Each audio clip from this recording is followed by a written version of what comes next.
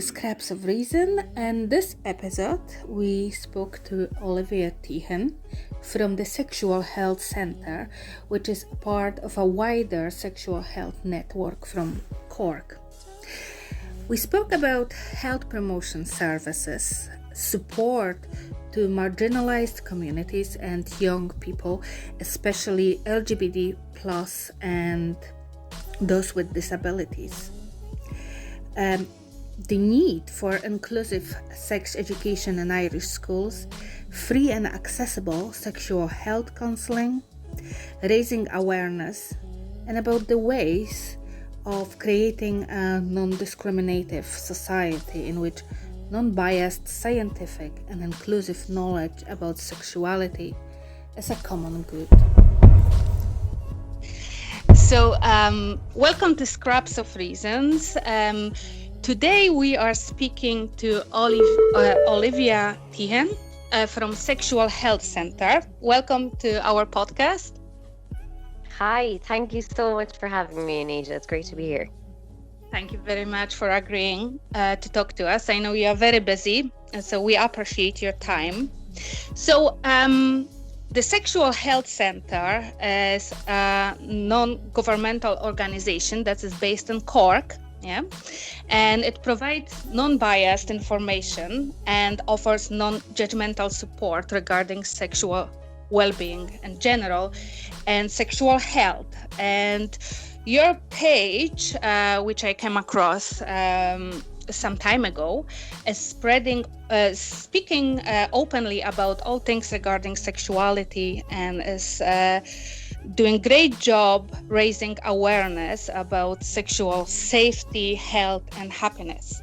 And anyone, despite of worldview, age, gender, orientation, can find there a safe space and non-biased information, which is most important. So parents, teens, teachers, whoever is looking for information regarding sexual health in Ireland, and not only in Ireland, can go to your page and read all the very important information that you provide. I will just shortly explain to our listeners what you do, for example. Yes, so you can get very practical info on your page, which is extremely important and valuable.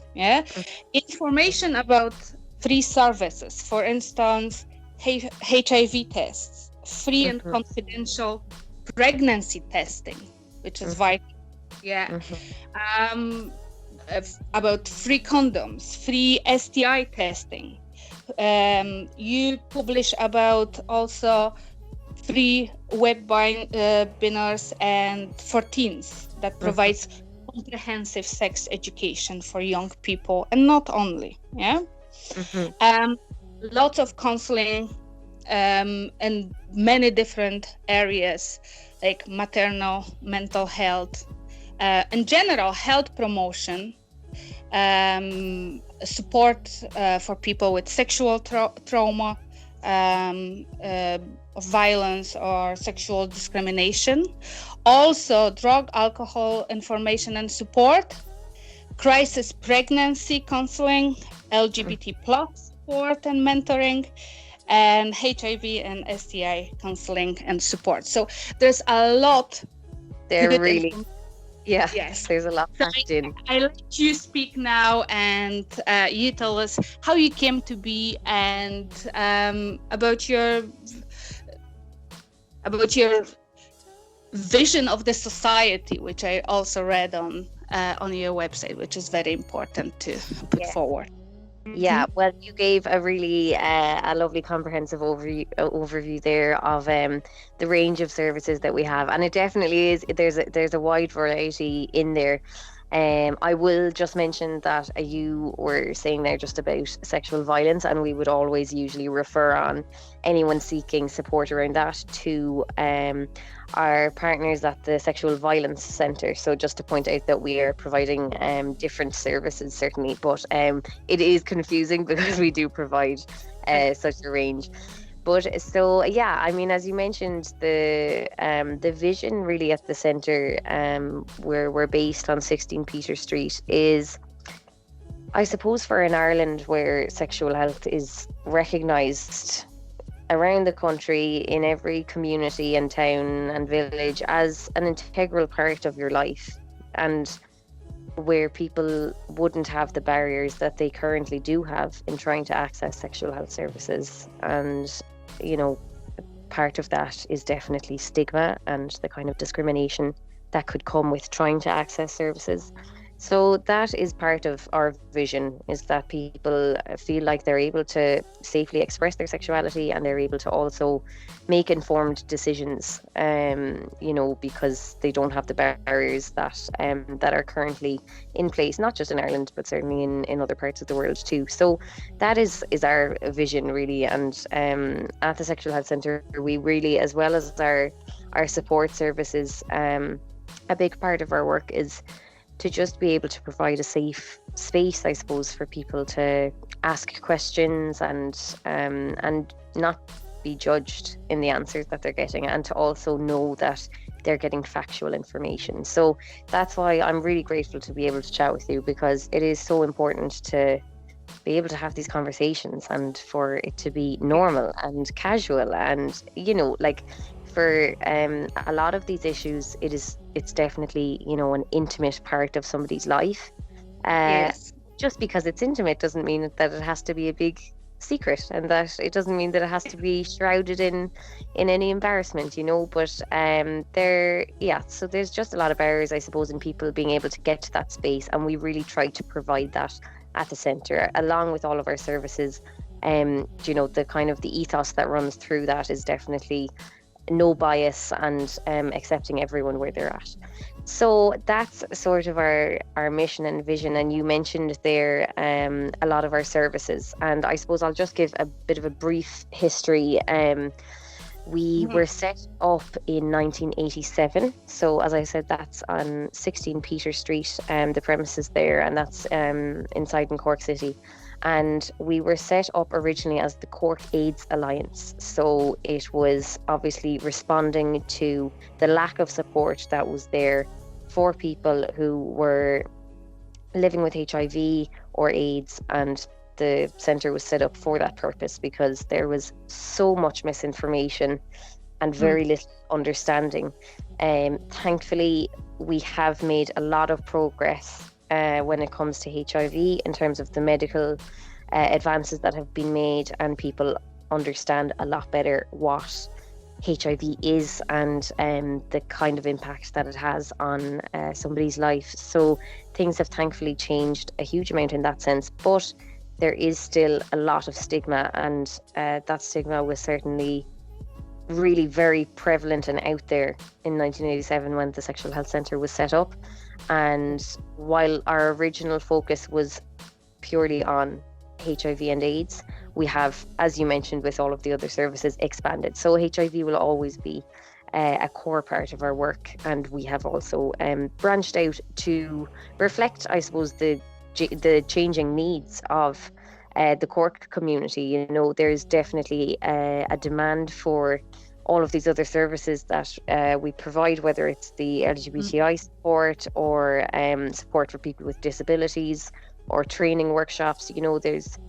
There is a growing demand for those. So we're really grateful to be able to provide that, and to be a sort of, like, the team that we have really does go above and beyond to try and get to clients. And that has come to the fore, I suppose, during the pandemic, when it was there was a lot less access, less easy access in one sense to the services. So we were able to keep running anyway throughout the pandemic. We were able to keep the services running, and we had to get a little bit creative in our delivery.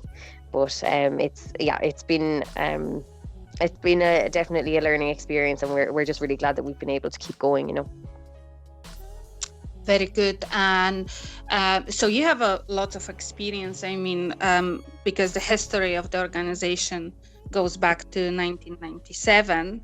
How big is your team? So there's probably about 12 of us at the moment.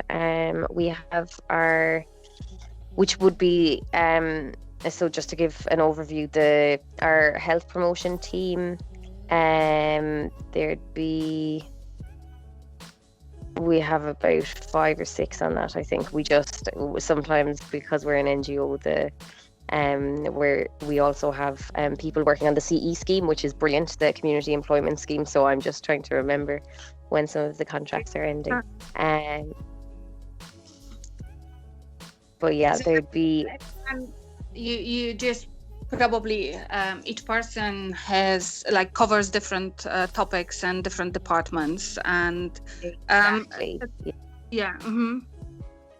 So we'd have, and then we also have our fantastic receptionists as well. So in total, there'd be 15 of us at the moment on the team. So there's myself and my colleague are working on the communications. So that would be a lot of our online health promotion and a lot of the partnerships, I suppose, that we're working with around the city. Would come under the communications, and then the health promotion is also quite varied. So that would include practical mentoring for people living with HIV and their families, and LGBTI support, which is a service that we just brought in 2019. And those are sort of practical supports, I suppose. And then we also have the health promotion workshops. So at the moment, they're all virtual, but we have started taking clients in the building in the last couple of weeks. So that's brilliant to be able to, provide that service safely again in person.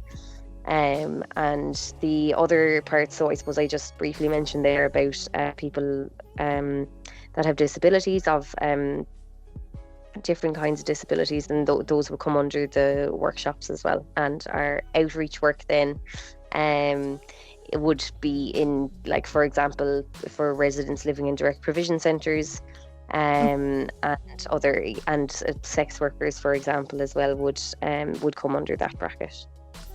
Very good. So you're based in Cork, and you can for in-person counselling, you can cover probably just Cork, or if someone wishes to travel, they can probably access to in-person help or sessions. But in general, you're available for the whole country, yes, through your website.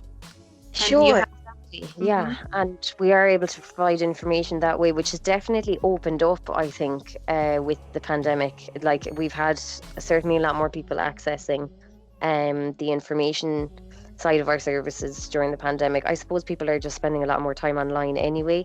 So yeah, we were able to provide that, and also our condom mail out service, which we started just after the very first pandemic restriction related announcements last year. That was also used throughout the country. So, it was really important to be able to provide that. And as I said, we were just very grateful to be able to, because people really did need those services during throughout the restrictions, I suppose. So it's good to be able to kind of go beyond Cork as well for people that have needed it. And I suppose in one sense, while a lot of services around the country definitely were less accessible, the move to virtual delivery, I think, did open up a bit of access for some people, because you have the practicalities of, say, for example, if someone were looking to use the HIV counselling service or the crisis pregnancy counselling service or the LGBTI support service, if you were looking to use any of those before the pandemic, you probably would have had to plan getting into the city centre, maybe finding parking if you were coming in a car, and depending if you have kids or dependents at home, there's just all of those practicalities. So I think being able to do it online, it just made some of the services more accessible. Funnily enough, that's kind of the way it seemed to turn out for many. So there's been those pros and cons, or I won't say pros to the pandemic, but just to say that things didn't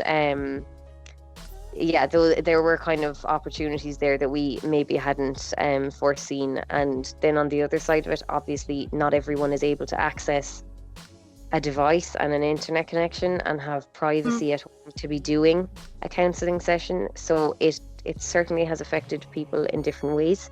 And we've been doing our utmost to get to people as much as we could. And I think a really important aspect of that throughout the pandemic was partnership, because partnership is really important to our work and always has been.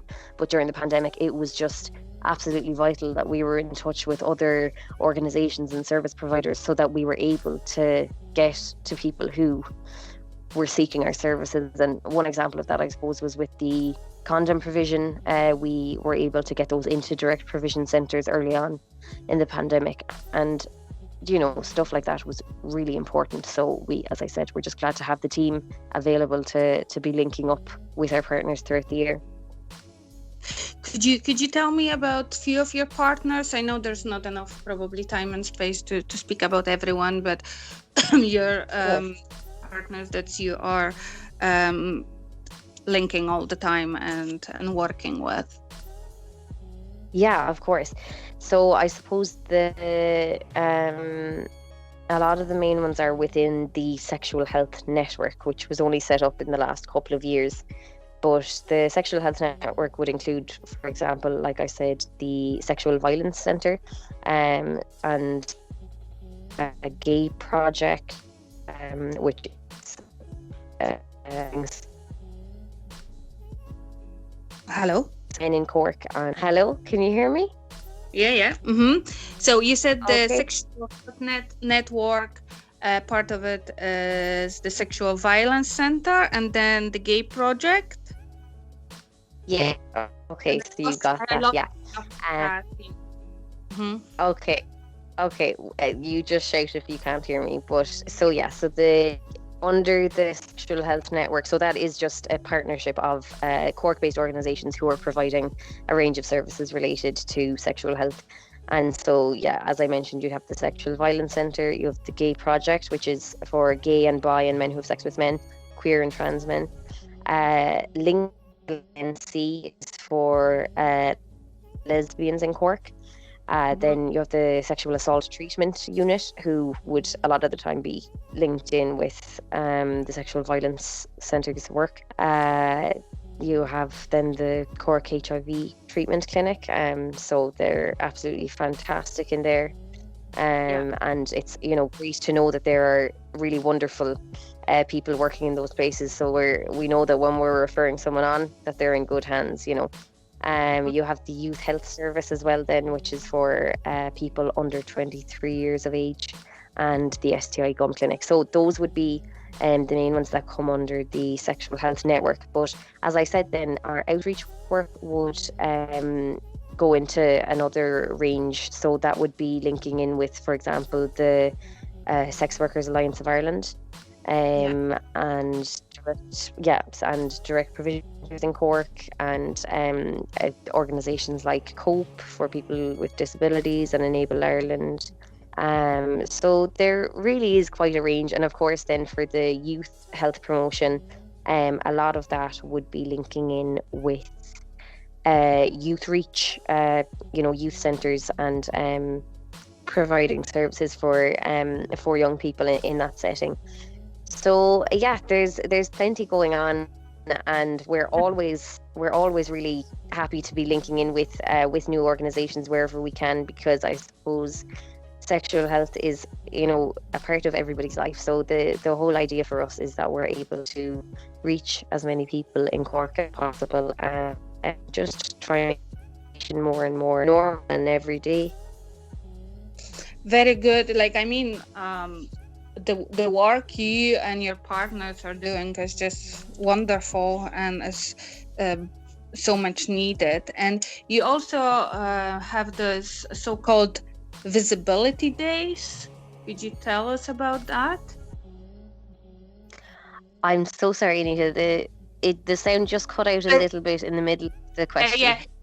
Yeah, I was asking if you could tell us about the visibility days, when you are speaking about minorities on your page, for people who might feel that they are discriminated against or stigmatized because of... don't know if yourself or any of the listeners saw that there was last week Idaho Day. IDAHOT is the name of it, and it's the International Day Against Homophobia, Biphobia and Transphobia. So that was last week on the 17th of May, and it was part of Cork's LGBTI plus awareness week. So that's a partnership that's not just directly connected to the Sexual Health Centre. It's actually the LGBT interagency group in Cork. So our senior health promotion officer Phil is heavily involved in that, and it's great to have it in Cork. It's been going for a couple of years now, the LGBTI plus awareness week, and it's really great to be able to have such support for that, I suppose. And this year they were highlighting that Cork is Ireland's only rainbow city. So that is basically just a show of support and I suppose a commitment to providing and tackling discrimination against members of the LGBTI community in Cork. Very good. So it's just Cork, yeah? Do you think it's due to your presence in Cork and the work you do that Cork became the first, unfortunately still the only rainbow city in Ireland? Yeah, well, I mean, as I mentioned when we're discussing the Sexual Health Network, we're very grateful to be able to have that kind of linking in with those organisations. And as I said, our own LGBTI service only came in 2019. So that was something that we saw that there was a growing demand for, to have sexual health support available to members of the LGBTI community. But we've been that work was also being done in the likes of Gay Project and Link for many years before that. So definitely, we're hopeful that we won't be the only city for long. But it's a good sign for Cork, I think, that that work is being done and that it's supported at council level, and it's absolutely to have that. So now I read on your Facebook page a statistic that says that 73% of LGBT plus young people in Ireland still feel unsafe in their secondary schools, and I was shocked by the number. Can you comment on that? Yeah, absolutely. So I mean, when we're talking about the service, that totally ties in with it, because I mean, it's just like, sometimes maybe when you're talking about having something like the reminder weeks, or the marking a certain day, it is important to remind people and to also have the support from all levels of society to have standards, I suppose, on what's acceptable and how we should be treating each other. And apart from that, I suppose on a broader level, for services that the services that are available to people are accessible and that they're inclusive, because there is certainly a huge gap for people who are members of the LGBTI community when they're in school. A lot of them are not getting the information that they need. And as much as Ireland has changed and progressed, and it has, and we're very grateful for that, but it's not as if things are fixed now. It's not as if everyone has the same access to the information and support that they need, because they don't. And there is a lot of work to be done, and not just on the service provision level, but also on the stigma side of things. There really is a lot to be done in that sense. And when we're talking about, I suppose, the school setting, a big part of that for us would be the education side of things, and providing that within schools, and making sure that the information that's provided is information that everyone can benefit from, because unfortunately the curriculum that is there at the moment it's not up to date, I suppose. It's not it's sort of from a different era, some of it. And on the other side of it, you know, like, because there isn't a consistent curriculum applied across schools in Ireland, some schools might be providing fantastic sexual health education and others are not. And that's really, there's a couple of factors going on there. One side of it is that the curriculum provided isn't necessarily up to date. Another part is that people do not have the training to deliver this information. And again, as much as we're making progress in a certain sense, we also, you know, it's relatively recent that of our legal and social changes have started happening. So there is way more support needed for people delivering that information. And I'm, you know, when we're talking about teachers in schools, say, you know, it's just not prioritized, and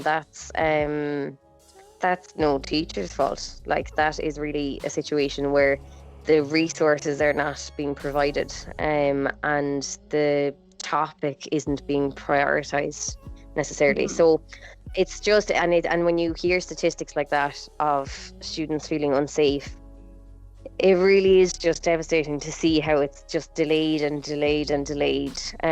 providing that information in schools. And I mean, just because the thinking there would be that if you can at least give someone the information that they need in a safe setting, in what should be a safe setting, so that they can understand, you know, the context of their own bodies and relationships and attractions and everything that goes with that. And, you know, you're then, at least you have a much better chance of feeling comfortable getting in touch with a support organisation, if you know that it's okay to, and if you know that it's okay to be asking questions, and it's okay to have certain concerns or to be expressing yourself sexually, you know. So when we're talking about the school setting, it really, I'm hopeful that things are going to be changing, because there's a bill that's stuck in the Dáil at the moment, but that was put forward in 2018. So it's, you know, it's a real pity to see it being delayed, but at least, you know, there's something happening. I suppose it's just happening too slowly, really, and it's leaving a lot of students excluded and without information. But it's the provision of objective sex education bill. So the point of that really is just to be making sure that sexuality education is delivered in a factual and objective way in all schools. So yes, I mean, 2018, that's already 3 years since that happened. Some of the children could have a good and objective sexual education at schools are probably out of schools already into their adulthood. And it's really, as you said, it's devastating to hear the statistics. And it would be great if the change comes. I recently, there's so many things you touched upon, I will go back to it, but I recently signed up. Like, I'm a mother of a small child. Like, he's only 3, not even 3 yet, but it's really important for me, and I mean for probably most of parents in Ireland, for their children to get unbiased sexual education at schools. And recently I came across a petition that was put together by parents, I think from Cork, actually, advocating for such education in schools. And I would like you to tell maybe the listeners what they can do as parents, as just private citizens, to enforce that and to maybe speed up the process, because it's been 3 years since 2018. I mean, there's lots of generations that already were affected by lack of objective sexual education in schools, and it's time to maybe speed things up. And what we can do, like, if I want to help and I want to change the reality for my son and some other parents too, what could we do? Where should we go? Who we should support? Yeah. That's great, and it is, it's equal parts sad, and gives me hope. Like when you're hearing people kind of just say enough is enough, like this isn't acceptable to us anymore, and I suppose when you're talking about how to help, everyone has their own way of doing that, because we have the political level when we're talking about this bill being stuck. We can obviously be getting in touch with our local representatives to ask why this is happening and when it will be progressed.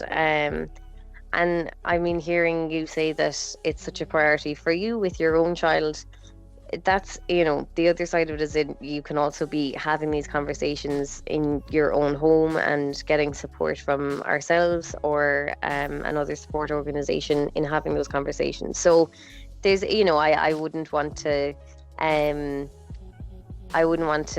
imply to anyone that there's only one way that they can be advocating for change in that sense, because certainly with the legislative changes that will hopefully be coming in, of course people can get onto their local reps and say that it is important for them, so that at that level that it's just made clear that that constituents want change on this, and yeah, the other part of it is having conversations about why this needs to happen. And I suppose also when we're talking about the context of I suppose sexual health education in schools, the other side of it is, obviously it's totally intertwined with our history, because there's still 90% approximately of schools in Ireland are under Catholic patronage. So, in that sense, the ethos of the school is something that can dictate what kind of education is delivered for relationships and sexuality education. And that is what the 2018 bill is seeking to kind of intervene in, so that regardless of the ethos of the school, that the sexual health education that's provided is totally objective.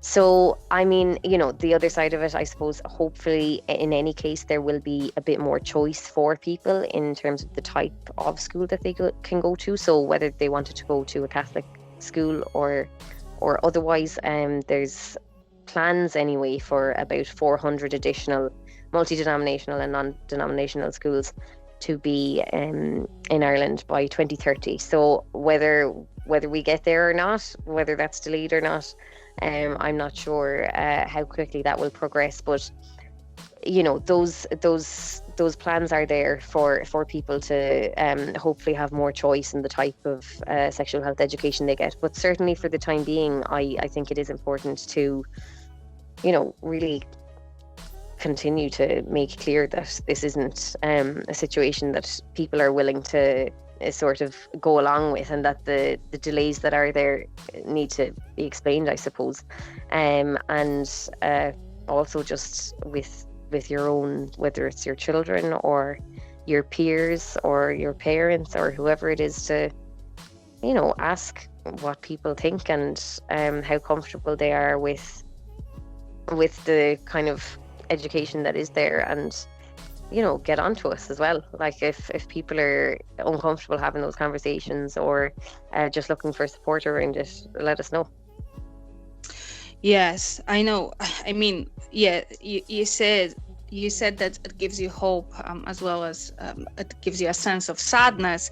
And I understand that 400 additional school by 2030 is a progress and is something good, but it's 9 years away. And I mean, to realize the whole idea, and I mean, it's very important probably for parents like those who created this online petition to organize themselves within their communities, and as you said, to speak to their representatives, to speak to the schools. People say often they don't have a courage. When I spoke to a sex educator from Warsaw, we have We have a similar situation in Poland, although there's a big difference. As you mentioned, this is a subject that I'm interested in for a long time, about the relationship between the schools and the history, and as a very unique one in Ireland. And we don't have Catholic schools in Poland, but we have a very right-wing leaning government in Poland at the moment, and that affects the sex education. There is a sex education in Polish schools, but it's the type A sex education, the category. So it's basically the same kind of sex education that's as in Irish schools at the moment, and the 90% of Irish schools, as you said. But the RSE program in Ireland definitely lacks.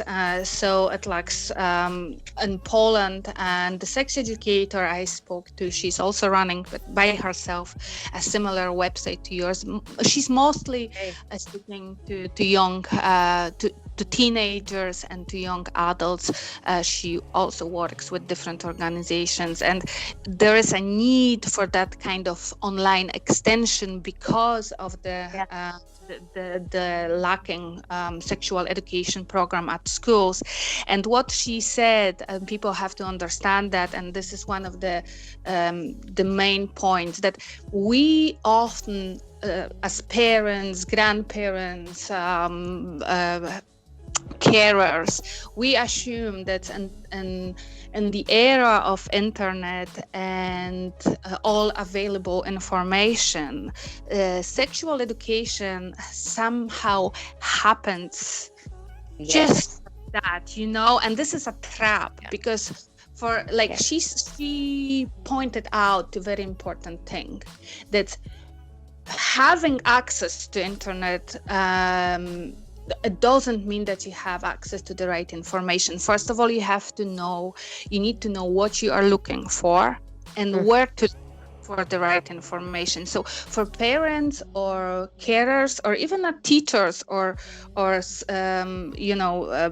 school headmasters who think that sexual education somehow can happen outside just like that, it's important to point out that it's a much more complicated issue. Yes, what do you think about that?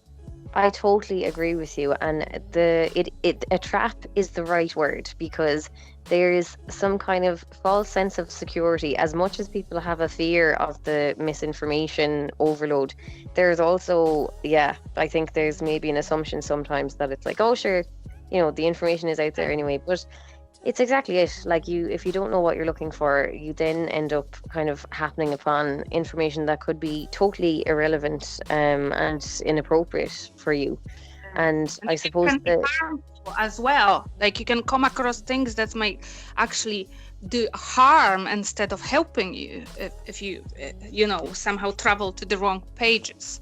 Exactly, because if you don't have, and I mean, that's the thing, children are a lot younger now using the internet anyway, so, and it's possible when that things are coming up, like even pop-ups and ads and stuff that are really hypersexualized or pornographic even, and without having the information to make sense of that can be extremely disconcerting for a young person, for a child to not know what that is. And that's the thing. I mean, you're without having any context to that kind of imagery. And I mean, okay, I'm talking about accidentally coming across porn, but the thing is, I suppose, our media anyway is so oversaturated with really hypersexualized images and lyrics, and so I mean, there is definitely something to be said there for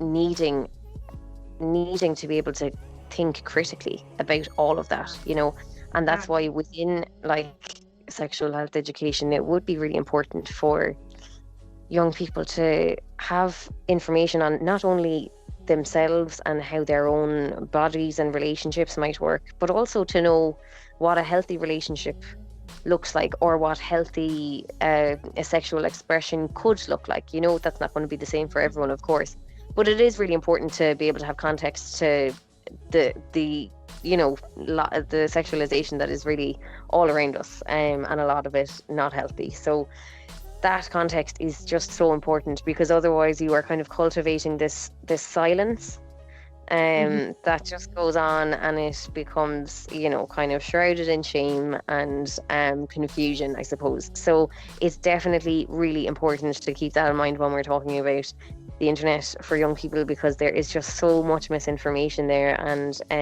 they deserve to not have to go looking online in just all of that vast misinformation. They deserve to be able to get it in a safe place where they're talking to someone that they trust, or that they feel they can, get information on services that they could trust. So that is super important to keep in mind. And we have set up, our youth health promotion officer has set up a separate Instagram page, which is SHC_hub, but it's basically just for young people, so that they're not looking at our kind of general content, which is for lots of different parts of our client base, but it's just for people who are from 15 to 24. And they can put in like questions to our agony aunt, and and you'd have, like, again, lots of questions that would come up that maybe a lot of adults in Cork or in Ireland might think, oh sure, you can get that on Google, but it's really that young people, if you haven't been given the localized information as well, I suppose, of who can you actually like trust, or which service is going to be like non-judgmental and stuff, that's all stuff that that needs to be communicated. Very good. Now that's very important, that kind of page. What Tosha also put emphasis on, the lady who I spoke with, that is a sex educator in Warsaw. She was saying that people also fall onto this trap of believing that talks at home, which are very important and they should be happening, are enough. Both internet and talks at home can cover. And she said that she very rightly pointed out that nothing replaces a peer's contact and feedback. She was giving an examples when the feedback from people your own age is so important. That's telling people that sexual education can be done outside schools or on internet, or only the parents are responsible for it, is really not right and it's not true. So it has to be happening on all those levels. For young people, for children, young people and young adults to be able to express themselves, because they need the feedback from their peers. And another thing is how important is to go to pages like yours, or the page that you just mentioned, that you created on Instagram, when there's confidentiality, and there are some questions that young people are not going to ask at school, they're not going to ask their parents. They need instances like that to be able to freely discuss some matters that are very intimate for them. Yes? Yeah, absolutely. Yeah. And that's a really important point about the kind of peer-to-peer contact, because I suppose that's something that's probably over-relied on currently, and has in the past been over-relied on because the information wasn't coming from anywhere else. And many homes in Ireland weren't kind of facilitating those conversations. So there's definitely a balance needed, because you of course are relating to your peers in a very direct way when you're that age, and when you're going through the changes maybe at different times, it's very easy to compare yourself to your peers, but also that's where you're getting like you said, the feedback, and kind of being able to have the more relatable direct conversation. And then I suppose the broader context of when you're talking about stuff like maybe not role models, but examples of how a healthy relationship looks. that sort of broader context is really important to be able to get from your formal sexual health education in school. And I suppose that formal education also can be a really important tool for tackling stuff like, the power structures that affect your sexual health, which you might not get that from your peer-to-peer contact. So like, you need to be able to understand how sexual health is affected differently by the gender norms that are there, or the stigma that we have around minority sexualities. And so that's why the formal side of it is so important, because you definitely need to be able to have the broader context and to understand, I suppose, the different social and cultural and historical and political aspects that are at play in your sexual health. And then the kind of more like casual, informal, chatty stuff, you definitely want to be able to get that from your peers. And I suppose that's it, it is kind of the mystery of it when you're young, because we still have this idea of having the talk, and I'm doing the inverted commas with my fingers there.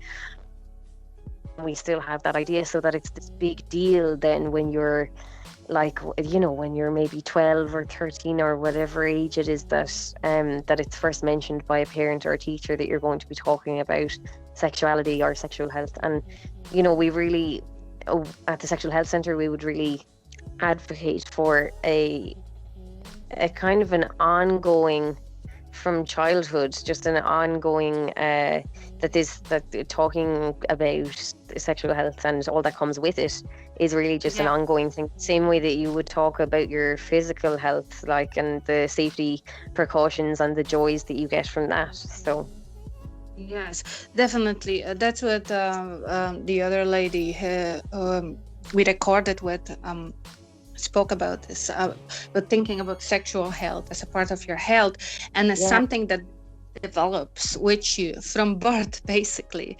Humans are sexual beings from beginning, and removing the subject from schools, or really limiting the subject at schools, adds to making it taboo. And if something isn't formally addressed at schools, it gives young people the sense that the subject itself, somehow there's something wrong with it, and we really don't want that. We want this to be part of the wider health education, which sex education is part of. Did you personally have any sexual education at school?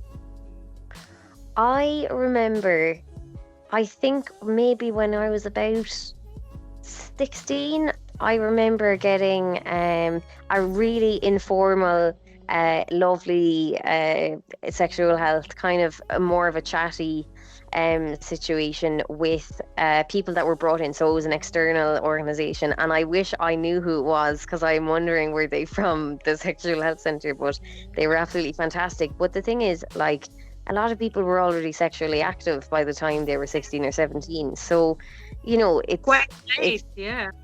And it's this thing, I suppose, of it's the talk, like, you're getting a kind of a much more kind of a one-off, that's a box ticked kind of a job. And I do remember, because of course for most schools it would be part of their SPHE. So I remember, obviously, that we would like, there would be mentions there, but I certainly don't remember it being inclusive.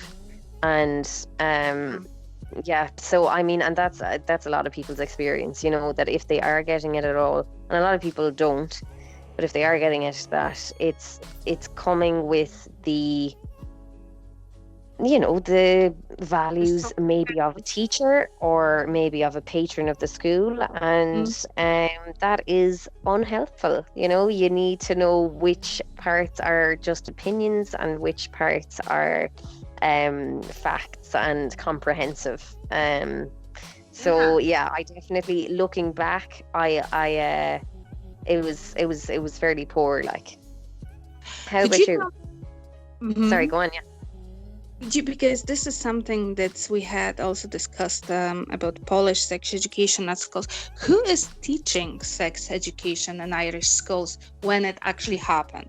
If the ethos allows the teaching, who's doing this? Because I was looking for teachers. I thought I just Google it, it's gonna just come up. And I found the teachers are people who are teaching, like Tosia, who I spoke to in Poland, and it's gonna just appear, and I will find some teachers to that I can invite to our talk, but I couldn't find anyone, and so it varies a bit. I mean, as I said, a lot of them would come under SPHE, which is the Social Personal Health Education, and those so teachers that are delivering SPHE would then be delivering the Relationships and Sexuality Education, or RSE as we call it in Ireland, as part of that subject.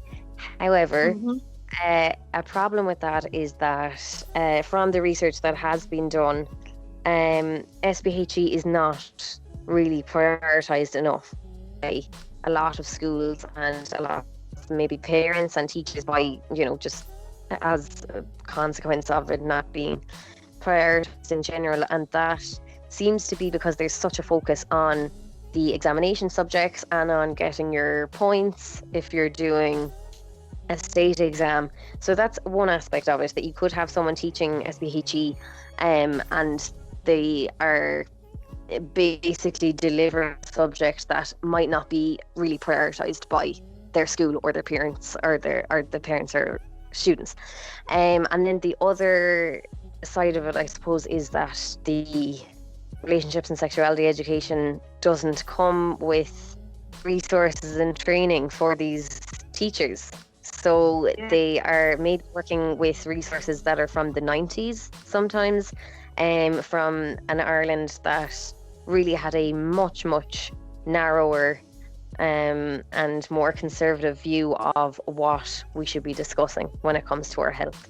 So there are definitely a couple of different factors there. And then there's, I suppose, as well as the kind of major exam focus and not prioritizing SPHE, a lot of teachers also are embarrassed and they're not used to talking about sexuality, and they're haven't been given the training or the being able to build a skill set to communicate with teenagers about it, or they might be afraid that if they're, as we said, it's 90% Catholic patronage schools, so some teachers could be afraid that something will get said at home and that they might get in trouble for teaching this in a Catholic school. So there are really a lot of factors going on there on the teaching side of things, and that's why when we're talking about the 2030 delivery of kind of more varied patronage of schools, and also the 2018 bill for objective education, it's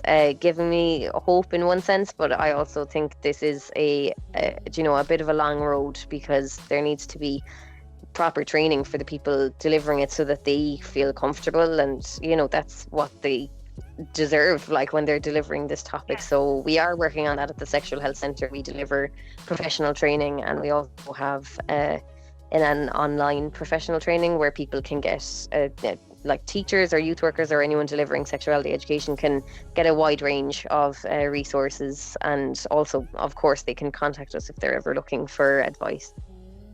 Very good. So we face the same problem in Poland, although I live in Ireland, but my heart is still there. And there are teachers who are, as you said, they are embarrassed. Although Polish schools are secular, but still, because of the current government and the pressure, they are embarrassed and they are afraid. Yes. Some of them found a way. They are fantastic sex educators in Poland as well, who are finding ways of being inclusive outside of school. So, if they teach a particular program, they will develop a website or some other way to speak to their students outside. privately, which is great. It's very creative, Yeah. but at the same time, it shouldn't be the case. Yes, and I spoke to a few friends of mine in Ireland who are teachers, and yes, the fear is the main factors, and it seems like that's what stops them from bringing up very important subjects, and that shouldn't be the case. And we all know that like 90% of schools, that's a lot. And I sometimes I just wonder why their so-called ethos of school is put above the ethos of people.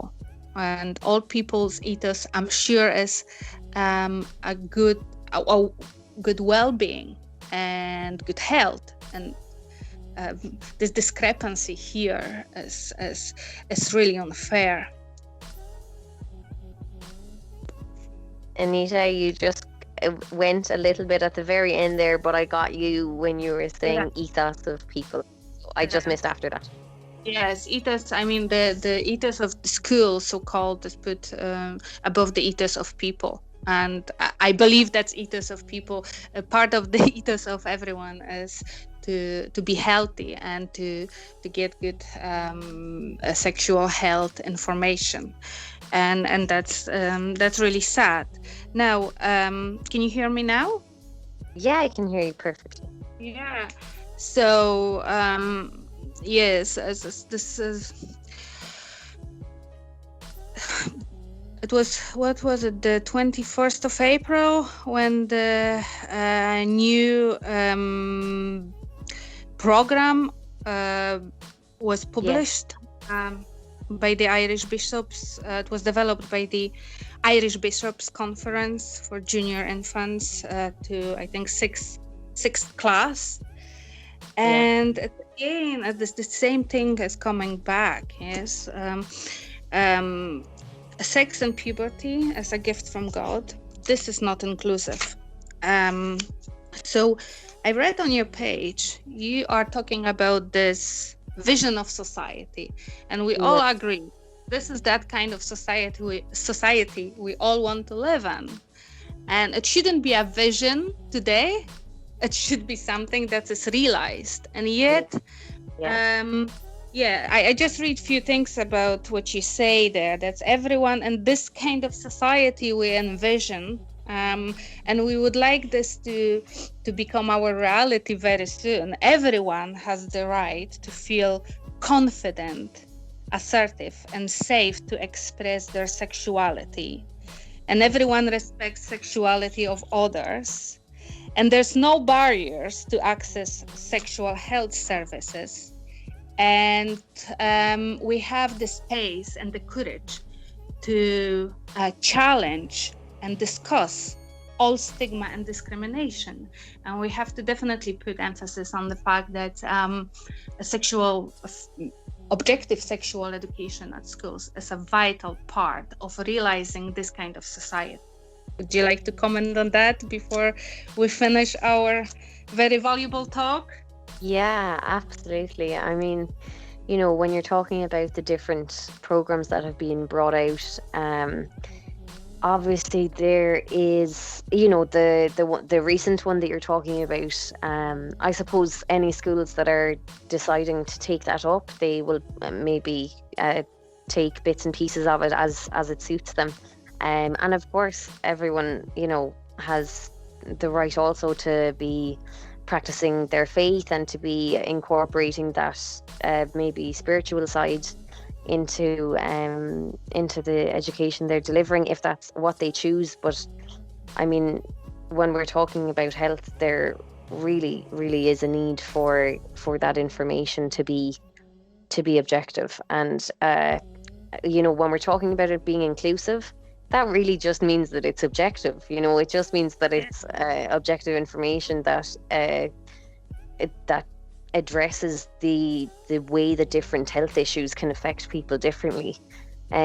So certainly the hope would be that people will be able to access that information in a formal school setting with their peers, with a teacher that they trust, and that it's information that doesn't exclude somebody because of maybe their gender or their sexuality or where they're from or what their economic situation, that everybody really does need that information and that support, because otherwise we just continue to have another generation of people who do not feel safe or comfortable to express themselves fully and to make healthy decisions for themselves. And that is it's just not acceptable, and we need to keep pushing. I suppose we just will keep pushing at the Sexual Health Centre. I would love if we came to a day where we didn't even need to have this conversation because it was so normal, So yeah. we This what you're saying also about the belief you have about society and how it should be, and as you're saying, we shouldn't have the conversation, but we do have the conversation, and all this talk about ethos, and I think I believe we all share the same ethos, and you actually described this ethos very well. And your beliefs that sexuality is an integral part of everyone, and therefore everyone has the right to feel safe in expressing their sexuality, and everyone has the right being listened and accepted, and be listened in confidence without prejudice, and no blame, shame, or isolation should arise as a result of expression of sexuality. And I think we should go by this ethos that you promoting. And I'm very thankful for this conversation. If you could maybe at the end tell us where we can look for you, for your organization and all the organizations that are linked with you. Just if you tell us your website, Instagram, Facebook, and where people can get all the very vital information. Absolutely, yeah. So our website is sexualhealthcentre.com, and you can also use that to get to our social media if you like. But our Twitter and Instagram are SHC_Cork, and our Facebook you can find under Be Sexy, Stay Healthy. So, and we're on LinkedIn and YouTube and the whole. If you are looking for any information anyway, our website might be the easiest. So that's Sexual Health Centre. Okay, you're breaking a little bit, but I'm sure we got it all. Well, definitely, I will put all the information in the link under the video. So we are very thankful for this conversation. And Olivia Teahan was our guest from the Sexual Health Centre. Thank you very much, Olivia, for your time, and keep up the good work. And thank you. hopefully we will realize this vision of society sooner than than... Thank you, Nita. Thank you very much. Have a good afternoon. Thank